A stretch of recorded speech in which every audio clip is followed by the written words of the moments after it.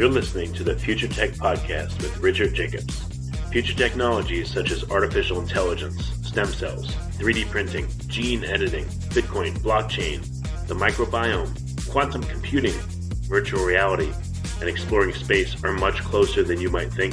In fact, many early versions of these technologies are in play right now, and the companies that are using these technologies are the focus of this podcast. My goal for you, the listener, is to learn from these podcasts. You may very well learn something that may change the course of your life for the better, steer you towards a new career, or give you insight into addressing a thorny medical problem. Remember, this podcast and its content is informational in nature only. No medical, tax, legal, financial, or psychological advice is being given. If you've enjoyed the podcast, please listen, subscribe, like, and tell your friends about it. Thank you.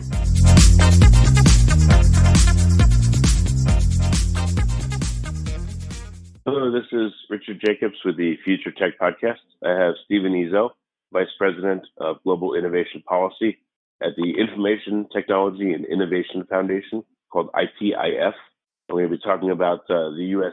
coming out on top again with the world's most powerful supercomputer. It's a story that came out in Wired magazine.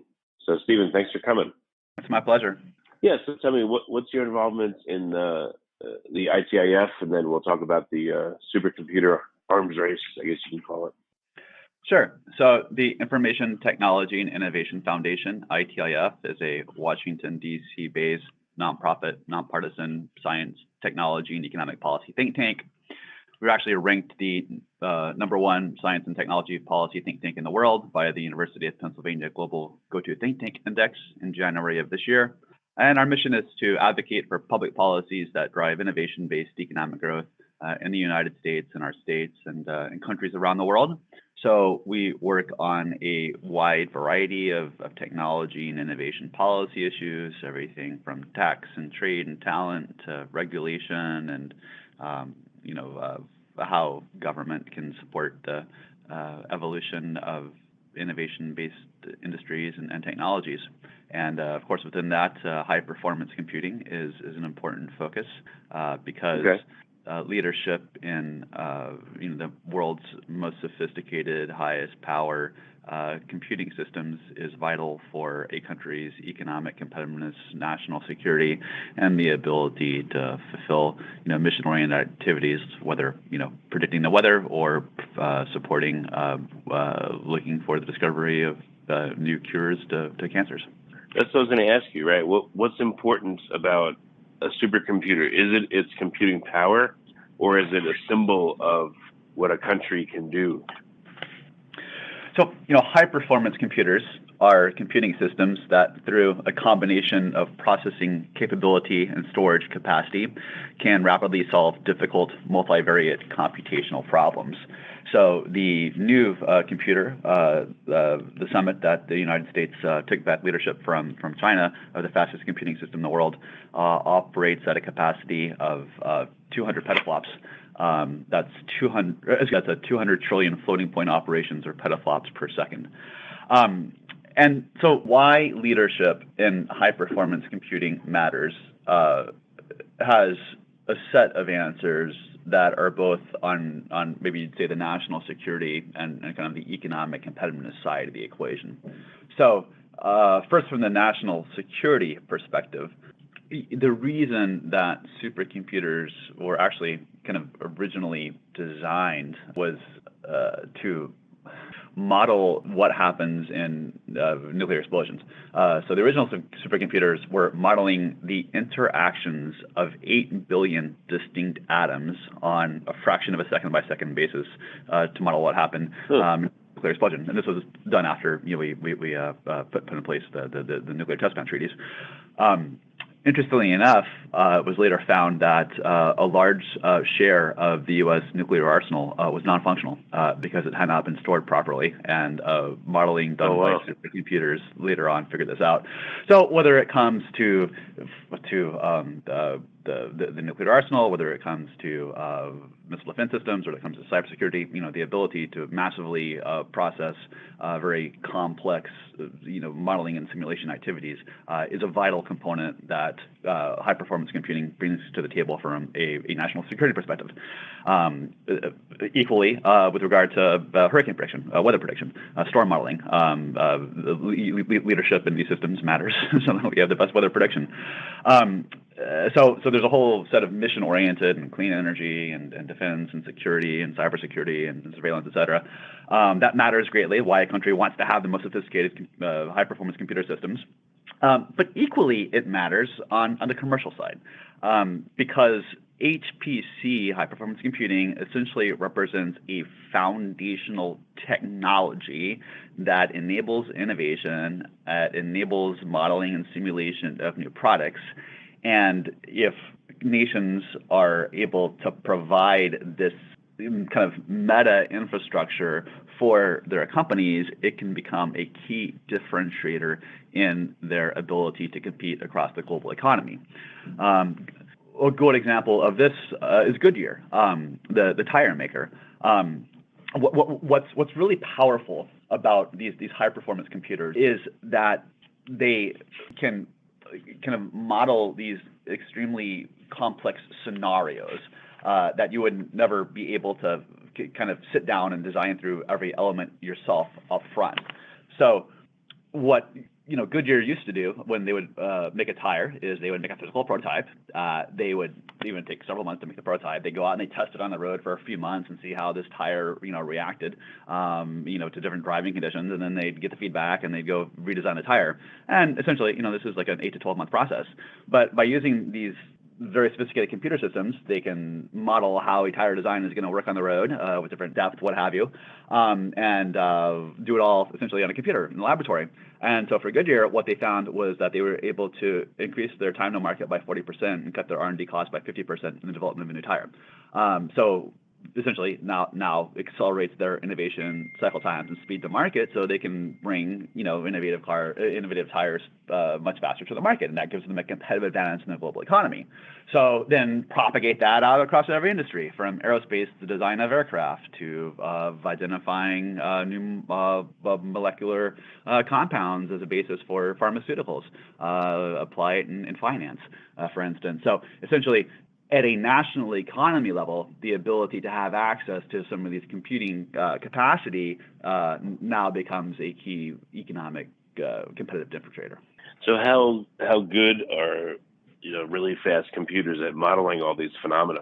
Is there can you encapsulate it as a general standard? Or is it situation dependent completely?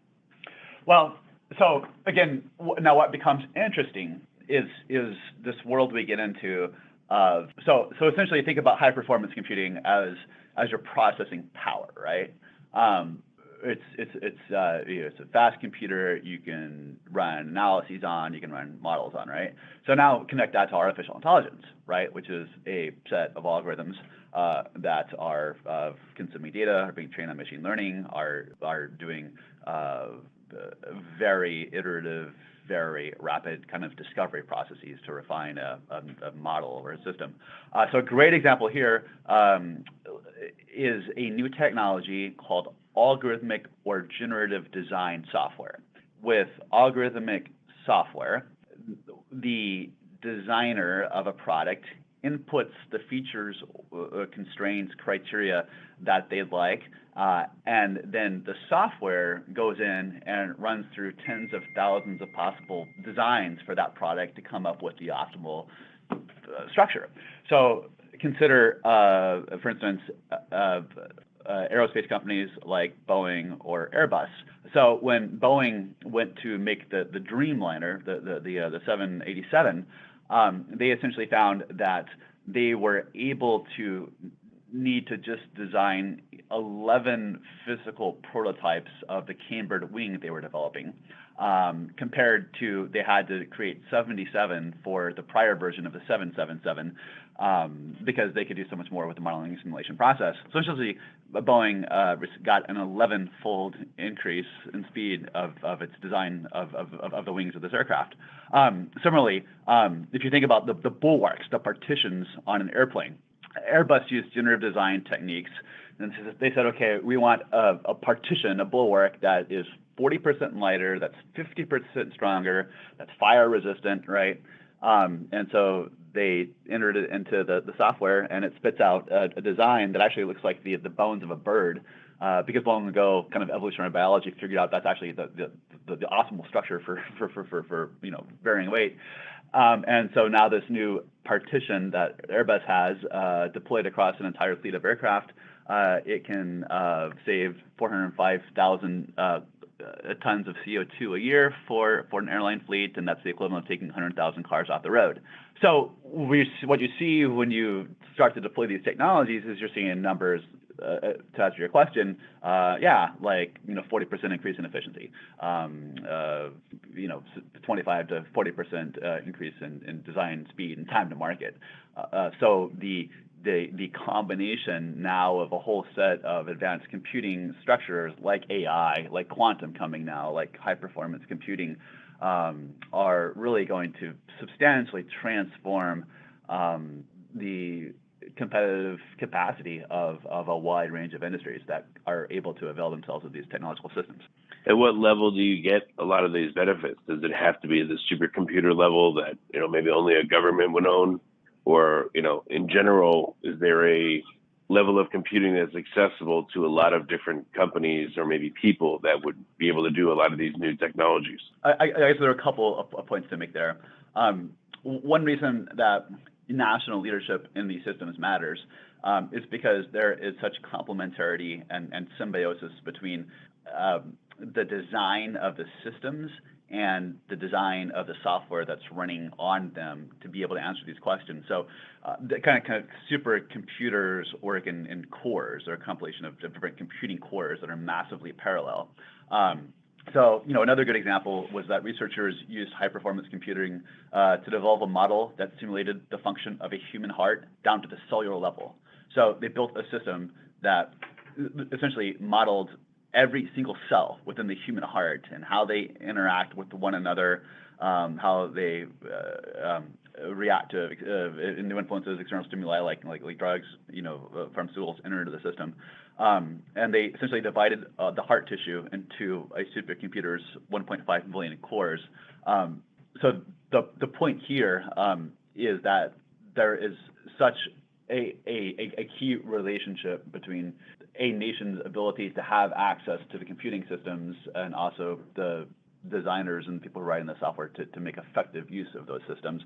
And for that reason, we would contend that high performance computing use and adoption is equally important to production at a national level, right? So you need to have both sides of the equation. Now, to answer your question about kind of smaller businesses, clearly, a 500-person manufacturer in Ohio is not going to be able to have a supercomputer in their data center.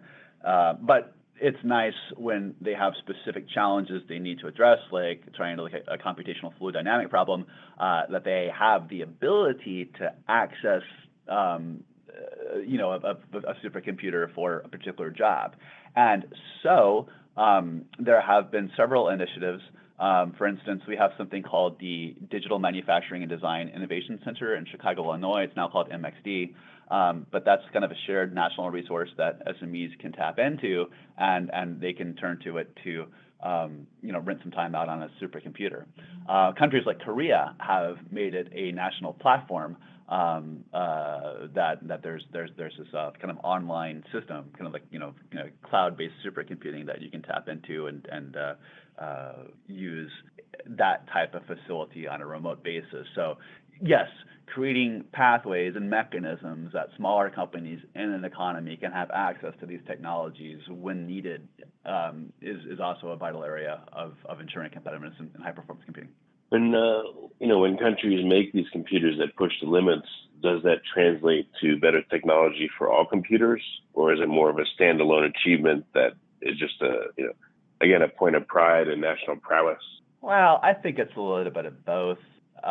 Developing these systems requires tackling challenges like heat dissipation, like internet connectivity, right, and the optimal kind of data transmission and cabling and networking within these very complex computing systems.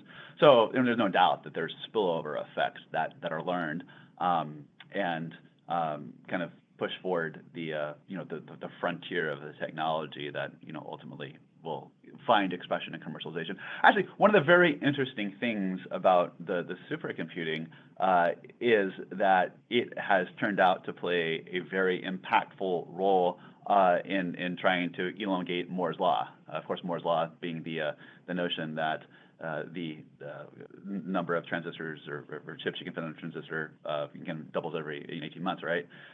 But we've begun to hit the physical limits of Moore's law as we move down to like 10 nanometer and 8 nanometer chips.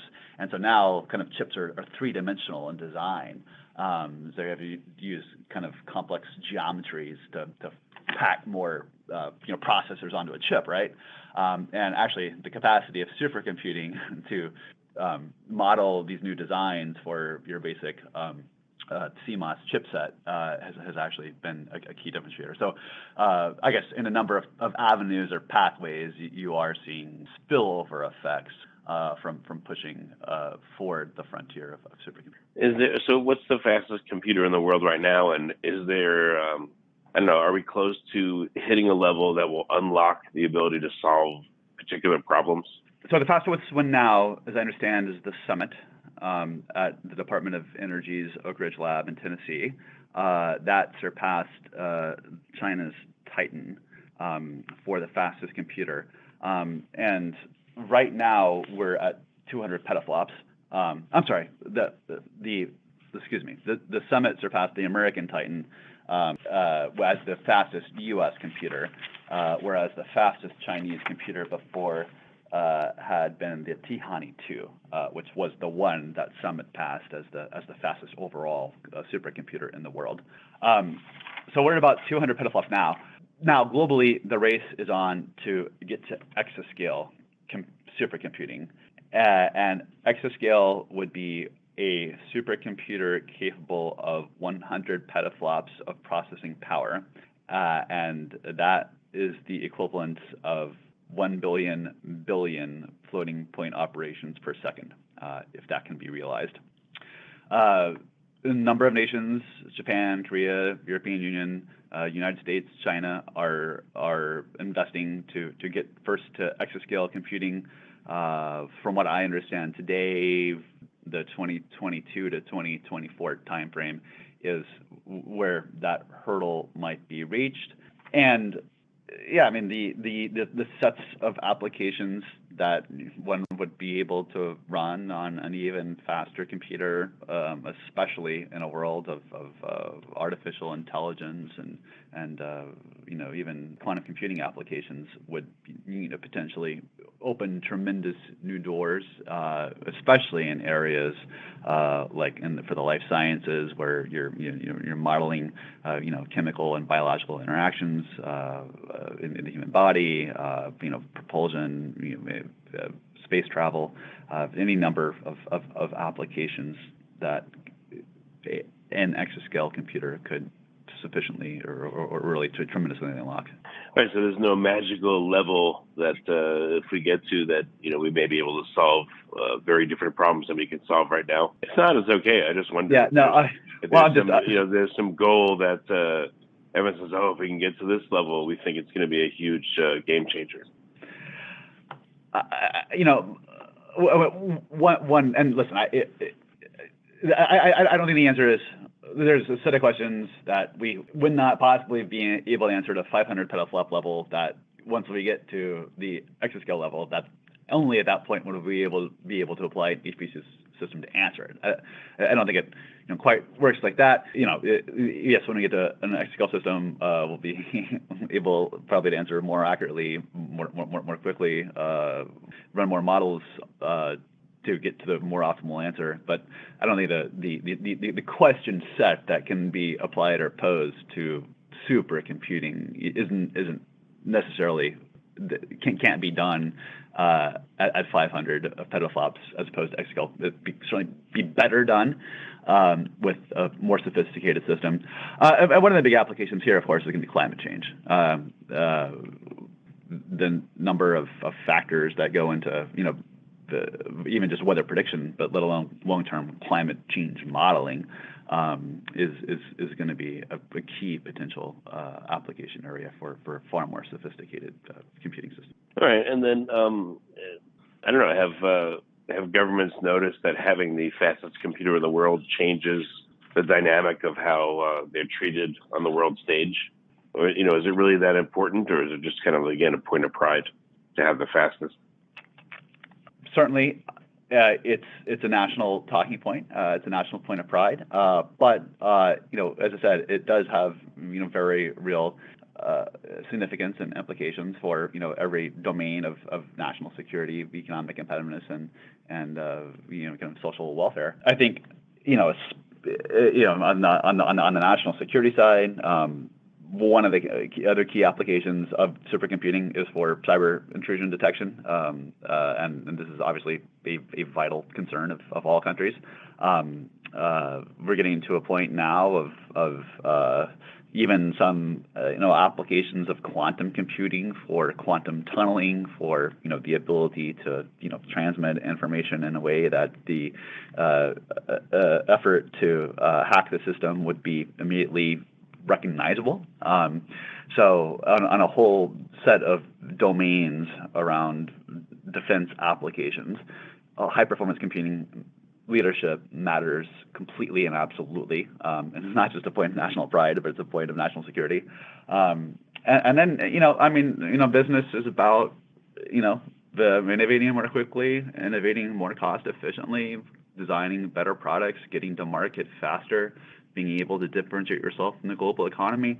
And there's no question that, Procter & Gamble estimates that its ability to use supercomputers at the national laboratories to address computational fluid dynamics problems in diapers was worth $1 billion to it.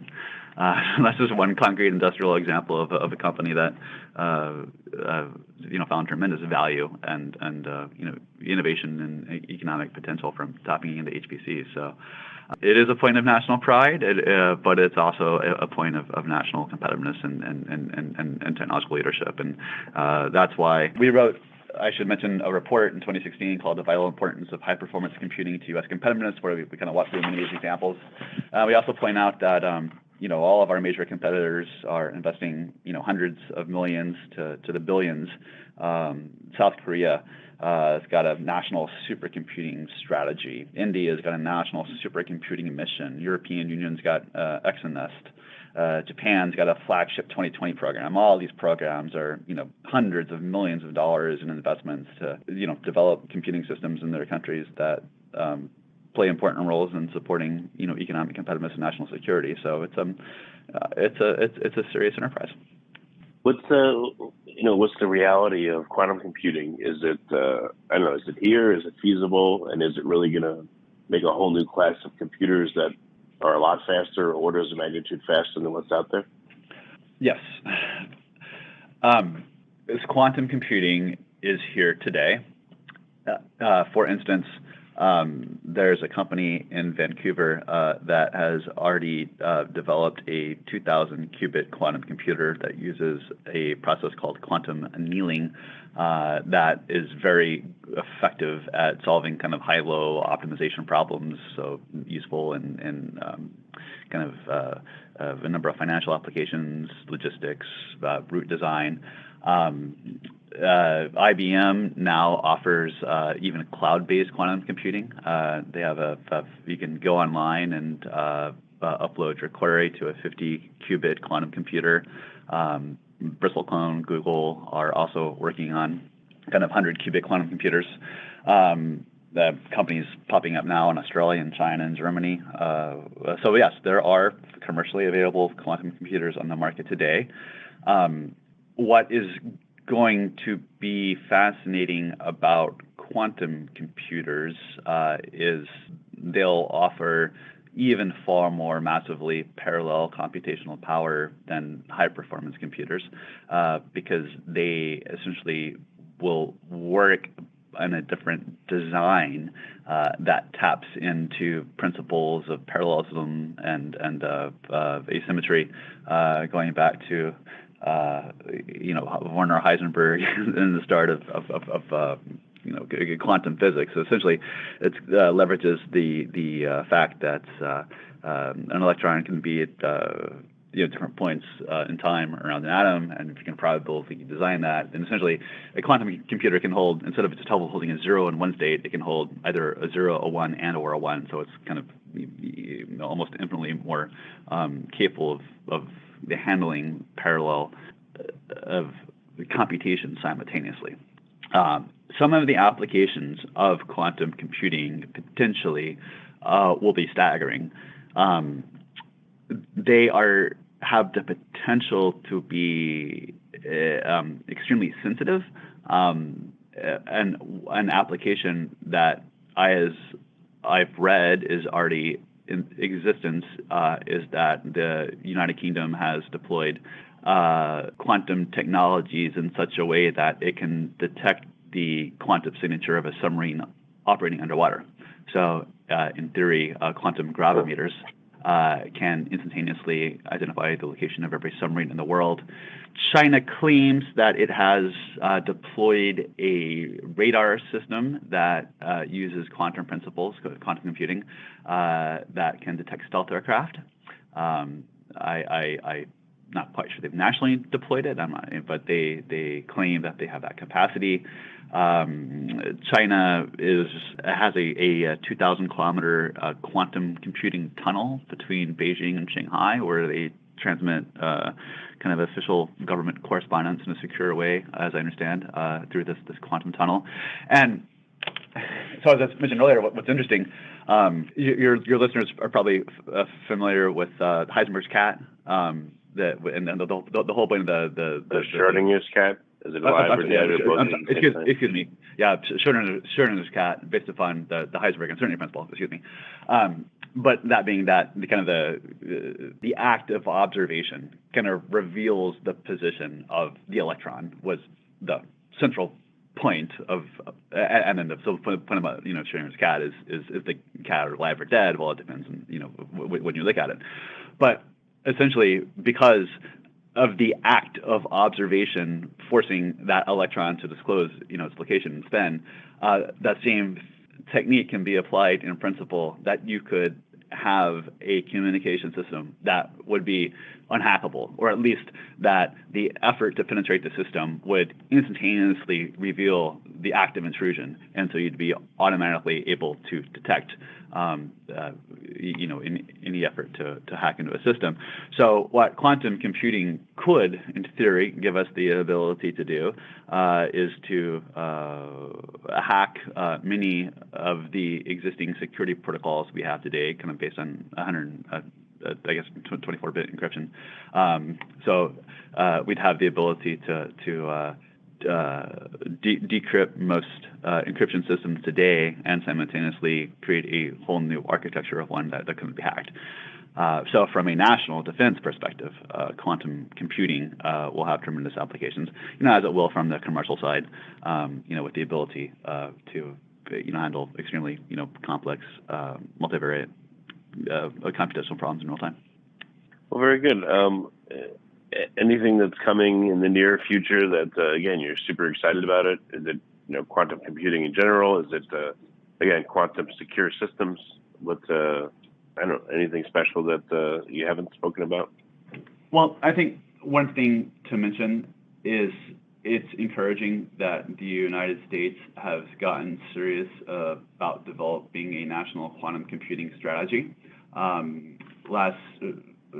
Over the winter here, the U.S. Congress passed legislation to create an American National Quantum Computing Initiative that sets up a whole kind of National Quantum Computing Coordination Office, the Office of Science and Technology Policy, going to create centers of quantum computing application excellence in various government agencies like the National Science Foundation, Department of Energy.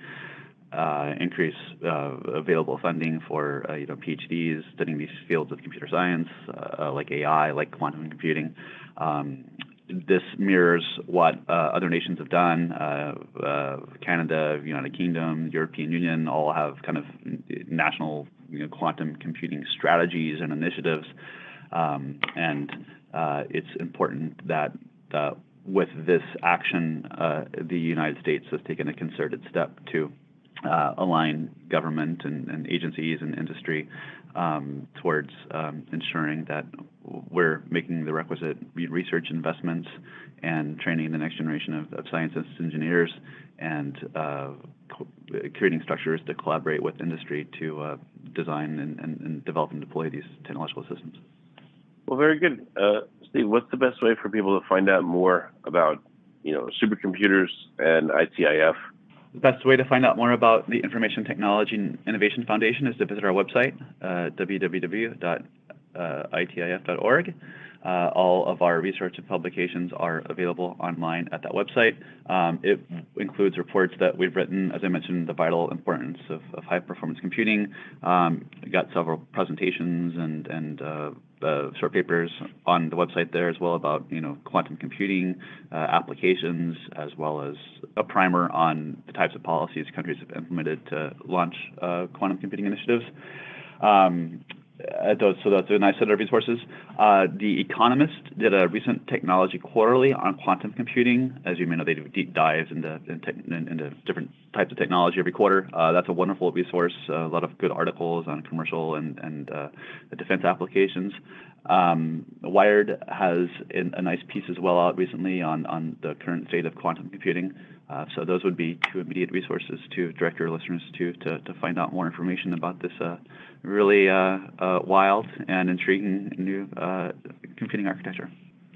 That's great. Well, Steve, thank you for coming on the call. I appreciate it. Thank you very much for having me.